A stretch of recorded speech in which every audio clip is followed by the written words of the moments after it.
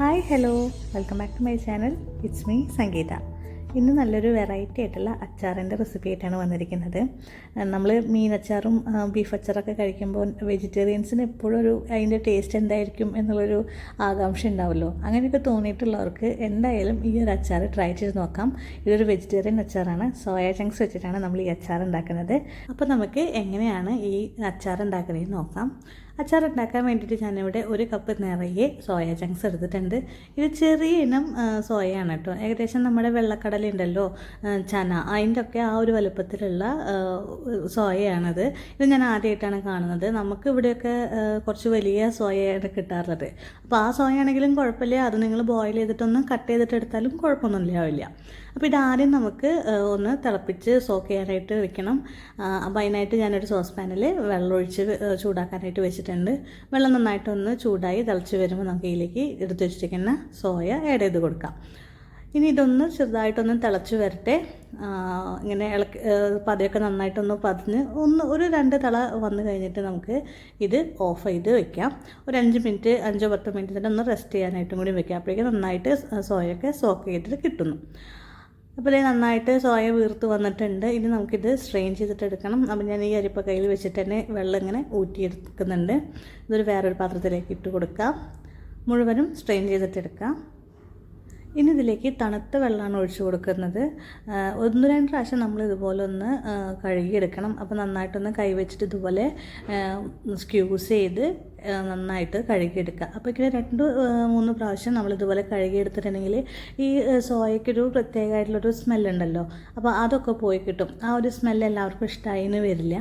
അപ്പോൾ അങ്ങനെ ഇഷ്ടമില്ലാത്തവരൊക്കെ ഇതുപോലെ ഒന്ന് കഴുകി എടുത്ത് നോക്കി നോക്കുക കേട്ടോ. ഇനി നമുക്ക് ഇതിലേക്കൊന്ന് മാരിനേറ്റ് ചെയ്ത് വെക്കണം. അപ്പോൾ അതിനായിട്ട് 2 ടീസ്പൂൺ എരിവുള്ള മുളക് പൊടിയാണ് ഞാൻ എടുത്തിരിക്കുന്നത്.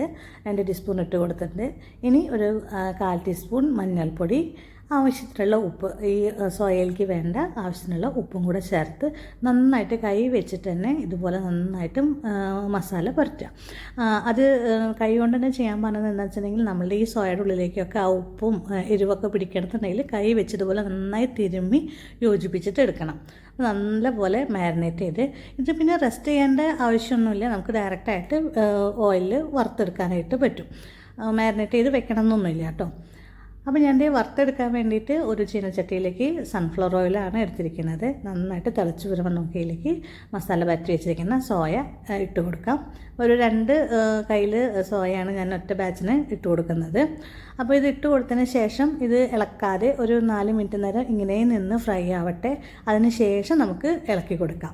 അല്ലെങ്കിൽ എന്താ വെച്ചിട്ടുണ്ടെങ്കിൽ ആ എരിവൊക്കെ ചിലപ്പോൾ അതിൽ നിന്ന് എണ്ണയിലേക്ക് പോകാനായിട്ട് ചാൻസ് ഉണ്ട്. അപ്പോൾ ഒരു 4 മിനിറ്റിന് ശേഷം ഒന്ന് ഇളക്കി കൊടുക്കുക. പിന്നെ നല്ല രീതിയിൽ നമ്മൾ മീനൊക്കെ വറുക്കുന്ന പോലെ നന്നായിട്ട് അത്യാവശ്യം നല്ല ക്രിസ്പി ആയിട്ട് നല്ല പോലെ മുരുമുരുന്നനെ ഒന്ന് വറുത്തെടുക്കണം.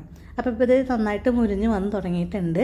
ഒന്നും കൂടി ഒന്ന് ബ്രൗൺ, നമുക്കത് കാണുമ്പോൾ തന്നെ അറിയാനായിട്ട് പറ്റും. നല്ല കറുമുറാന്നുള്ള കളറൊക്കെ ചേഞ്ച് ചെയ്ത് ഇതുപോലെ ഏകദേശം നല്ല മുരുന്നനെ വന്ന് കിട്ടിയിട്ടുണ്ടാവും.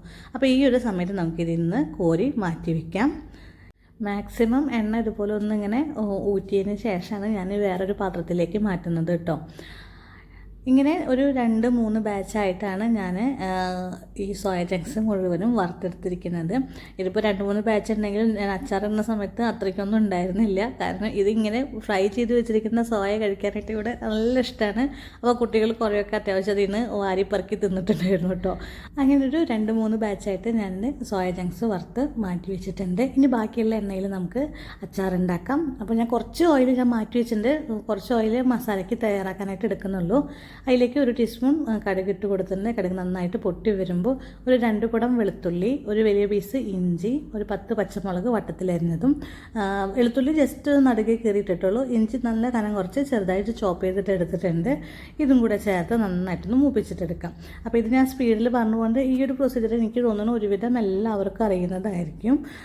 അപ്പോൾ വെളുത്തുള്ളിയൊക്കെ നിങ്ങളുടെ ഇഷ്ടത്തിനനുസരിച്ചിട്ട് എടുക്കാം. കാരണം അതൊക്കെ നല്ല അച്ചാറിനൊക്കെ നല്ല ടേസ്റ്റ് കൂട്ടുന്ന കാര്യങ്ങളാണ്. അപ്പോൾ വെളുത്തുള്ളി വെളുത്തുള്ളിയൊക്കെ കുറച്ച് കൂടിയാലും കുഴപ്പമൊന്നുമില്ല കേട്ടോ.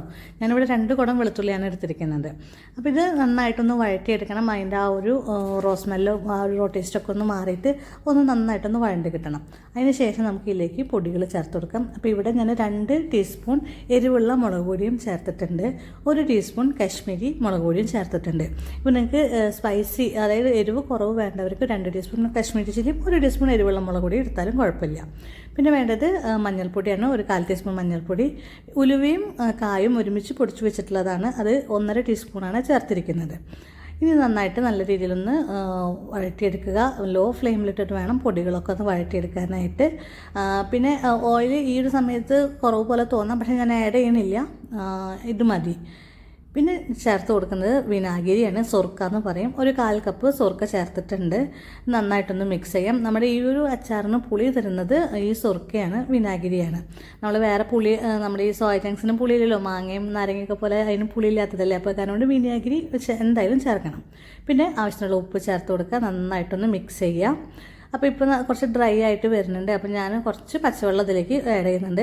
പച്ചവെള്ളമാണ് ഈ ഒരു സമയത്ത് ചേർത്തിട്ടുള്ളത്. നമ്മൾ സോയൊക്കെ ചേർത്തതിന് ശേഷം ഒഴിക്കുകയാണെങ്കിൽ പിന്നെ ചൂടുവെള്ളം ഒഴിക്കാനായിട്ട് പാടുള്ളൂ കേട്ടോ. ഈ സമയത്ത് ഞാനൊരു 1/4 കപ്പ് വെള്ളം മാത്രമേ ചേർത്തിട്ടുള്ളൂ. ഇനി വേണമെന്ന് വെച്ചിട്ടുണ്ടെങ്കിൽ നമുക്ക് പിന്നീട് ഇതിലേക്ക് ഒഴിച്ചു കൊടുക്കാവുന്നതാണ്. അപ്പോൾ ഒന്ന് വെള്ളം ചൂടാക്കിയിട്ട് ഒഴിച്ചു കൊടുക്കാനായിട്ട് മാത്രം ഒന്ന് ശ്രദ്ധിക്കുക. നന്നായിട്ടൊന്ന് മിക്സ് ചെയ്യുക. ഇനി ഇതിലേക്ക് വറുത്ത് വെച്ചിരിക്കുന്ന സോയ ചങ്ക്സ് ആഡ് ചെയ്ത് കൊടുക്കാം. ഇപ്പോൾ കണ്ടില്ലേ നിങ്ങൾ, ഞാൻ വറുത്ത് വെച്ചിരിക്കുന്നതും ഇപ്പോൾ ആഡ് ചെയ്യുന്നതും തമ്മിൽ കുറച്ച് അളവ് വ്യത്യാസമല്ലേ. അതാണ് ഞാൻ നേരത്തെ പറഞ്ഞത്, കുട്ടികൾ കുറച്ചൊക്കെ എടുത്ത് കഴിച്ചിട്ടുണ്ട് എന്നുള്ളത്. നന്നായിട്ടൊന്ന് മിക്സ് ചെയ്ത് കൊടുക്കുക. അപ്പോൾ എനിക്ക് കുറച്ച് വെള്ളം കുറവ് പോലെ തോന്നി. അപ്പോൾ ഞാൻ ഈ ഒരു സമയത്ത് കുറച്ചും കൂടെ വെള്ളം ചൂടാക്കിയിട്ട് ഒഴിക്കുന്നുണ്ട്. കാരണം നമ്മൾ ഈ സോയ വറുത്തെടുത്തിട്ടുള്ള കാരണം കൊണ്ട് തന്നെ ഇതിലേക്ക് വെള്ളം പെട്ടെന്ന് പിടിക്കും, അതായത് വെള്ളം പെട്ടെന്ന് വറ്റി ചാറ് കുറുകും. അപ്പോൾ അത് കാരണം കൊണ്ട് കുറച്ച് ലൂസാക്കിയിട്ട് വേണം എടുക്കാനായിട്ട്. അപ്പോൾ ഞാനൊരു 1/4 കപ്പ് വെള്ളം ഞാൻ ഇതിലേക്ക് വീണ്ടും ആഡ് ചെയ്തിട്ടുണ്ട്. ഇനി ഇത് നന്നായിട്ടൊന്ന് തിളച്ച് മസാലയൊക്കെ ഒന്ന് നന്നായിട്ടൊന്ന് കുറുകി എണ്ണയൊക്കെ തെളിഞ്ഞിട്ടൊന്ന് വരണം. അപ്പോഴാണ് നമ്മളുടെ ഈ സോയയിലേക്കൊക്കെ നന്നായിട്ട് മസാലയൊക്കെ പിടിക്കുള്ളൂ കേട്ടോ. ഇപ്പോൾ കണ്ടില്ലേ, നന്നായിട്ട് അതിൻ്റെ ആ ഒരു കളറും അതിൻ്റെ ആ ടെക്സ്ചറൊക്കെ ആകെ മാറിയിട്ടുണ്ട്. നന്നായിട്ട് തിളച്ച് നല്ല മസാലയും അതുപോലെ തന്നെ ചാറ് നല്ല അടിപൊളിയായിട്ട് എണ്ണയൊക്കെ തെളിഞ്ഞ് വന്നിട്ടുണ്ട്. അപ്പോൾ നമ്മളുടെ അച്ചാർ ഇവിടെ ഏകദേശം റെഡി ആയിട്ടുണ്ട്. നമുക്കിനി ഫ്ലെയിം ഓഫ് ചെയ്യാം. ഇനി ചൂടാറിയതിന് ശേഷം നിങ്ങൾക്ക് ഇതൊരു ചില്ലുകുപ്പിയിലേക്ക് എങ്ങാനും പകർത്തി വെക്കാവുന്നതാണ്. ഇതൊരു 2 ആഴ്ചയൊക്കെ കേടുകൂടാതെ ഇരിക്കും, ഫ്രിഡ്ജിൽ സൂക്ഷിച്ചാൽ മതി. അപ്പോൾ നമുക്ക് ആവശ്യത്തിന് നമുക്ക് ഉപയോഗിക്കാം. അപ്പോൾ നല്ല ടേസ്റ്റി ആയിട്ടുള്ള നല്ല അടിപൊളി അച്ചാർ തന്നെയാണ്. ഇതും കൂട്ടിയിട്ട് വെറുതെ ചോറുണ്ണാനായിട്ട് നല്ല ടേസ്റ്റാണ് കേട്ടോ, കറിയൊന്നും ഇല്ലെങ്കിലും. അപ്പോൾ എല്ലാവരും ഒന്ന് ട്രൈ ചെയ്ത് നോക്കണം. ഇതൊന്ന് ചൂടാറി കഴിഞ്ഞിട്ട് ഞാൻ ഒരു സെർവിങ് ബൗളിലേക്ക് ഞാൻ പകർത്തി കാണിച്ചു തരാം. അപ്പോഴേക്കും ഈ പറഞ്ഞ പോലെ ചാറ് ഒന്നും കൂടി ഒന്ന് വറ്റിയിട്ടുണ്ടായിരുന്നു കേട്ടോ. അപ്പോൾ അതിനനുസരിച്ചിട്ട് നിങ്ങൾ ഒന്ന് ലൂസാക്കിയിട്ട് എടുക്കാനായിട്ട് മറക്കരുത്. അപ്പോൾ ഇതുപോലുള്ള നല്ല അടിപൊളി അച്ചാറും റെസിപ്പീസൊക്കെ ആയിട്ട് ഞാൻ ഇനിയും വരുന്നതാണ്. അപ്പോൾ ചാനൽ ആദ്യമായിട്ടാണ് കാണുന്നതെങ്കിൽ ഒന്ന് സബ്സ്ക്രൈബ് ചെയ്ത് സപ്പോർട്ട് ചെയ്യാനായിട്ട് മറക്കരുത്. പിന്നെ ഈ വീഡിയോ ഇഷ്ടമായിട്ടുണ്ടെങ്കിൽ നിങ്ങളുടെ ഫ്രണ്ട്സിനും ഫാമിലിക്കൊക്കെ ഒന്ന് ഷെയർ ചെയ്ത് കൊടുക്കുക. Stay tuned. Thank you.